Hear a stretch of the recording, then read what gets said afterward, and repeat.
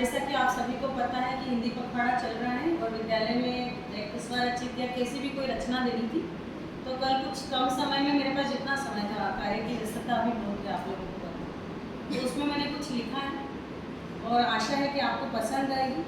इसमें मैंने कुछ हास्य रस का पुट भी डाला है, तो आप लोग मेरी कविता को ध्यान से सुने और एंजॉय करें। विषय है हिंदी मेरी प्यारी भाषा।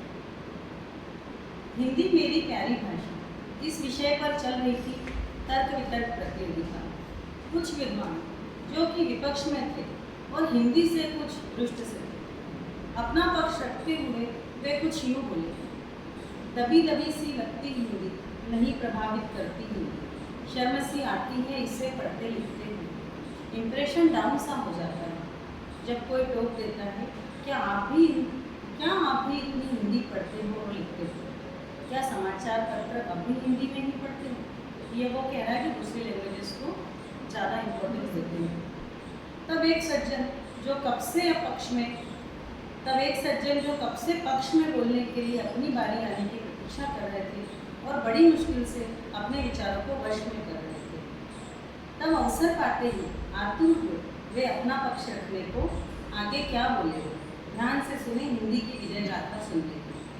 क्या इंग्लिश किया कीजिए, कभी मज़ा हिंदी का भी लिया कीजिए, हो सके तो मेरे कुछ प्रश्नों का उत्तर दीजिए। अब उन्होंने आगे जो बातें बोली है वो बहुत ही मज़ेदार है। क्या कभी कुछ प्रश्न पूछे उन्होंने बड़ी सभा में? क्या कभी आपको इंग्लिश के प्रोवर्ब्स में वो मज़ा आया जो हिंदी की कहावतों में आपने पाया? कोई मुझे बताए, इन कहावतों का तोड़ कभी क्या तुमने कहीं और पाया? सब लोग आश्चर्यचकित हो गए कि अभी क्या क्यों। फिर उन्होंने अपनी बात को आगे बढ़ाते हुए कहा, मसलन अब तो गई भैंस पानी में, तो ऊँट के मुंह में जीरा तो हमेशा से ही कम था, बिल्ली के गले में घंटी कौन बांधेगा? यह प्रश्न तो सदियों से अनसुलझाएंगे। यह तो सब जानते हैं कि शेर को भी सवा शेर मिला करते हैं, क्या इस बात का कोई गवाह बना है? जंगल में मोर नाचा तो किसने देखा? तब ये सब सुनकर विपक्ष में बोलने वालों की हुई बोलती बंद और सब ऐसे गायब हुए जैसे गधे के सिर से। फिर भी थी उथल पुथल विपक्ष में, इतनी जल्दी कहाँ हार मानने वाले थे। कोई एक अपने मियाँ मिट्ठू आए, लगे हवाई किला बनाने, पर हवाई किला भी शीघ्र ही ध्वस्त हो गया जब पक्ष के महाशय ने अपना दूसरा तर्क सुनाया। क्यों पानी में रहकर मगरमच्छ से बैर लेते हैं और क्यों मुझे बुलाकर घोड़े बेचकर सोते हैं? विपक्ष बेचारा क्या करता? सिट्टी पिट्टी गुम हो गई। विपक्ष बेचारा क्या करता?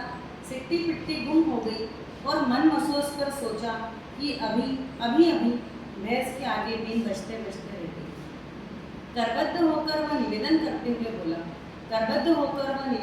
हुए बोला, सच ही तो है, बंदर क्या जाने अदरक का स्वाद, और जिनके घर शीशे के हों वो दूसरों के घरों में पत्थर नहीं फेंका करते।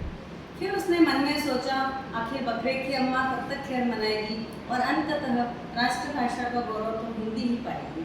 प्रसन्न हुआ पक्ष अपनी प्रशंसा सुनकर गुदगुदाया भी मन में, गिरगिट की तरह विपक्ष को रंग बदलते देखकर। अंत में विपक्ष ने स्वीकारा यह तथ्य हाथ जोड़कर, करो क्षमा हिंदी भाषा,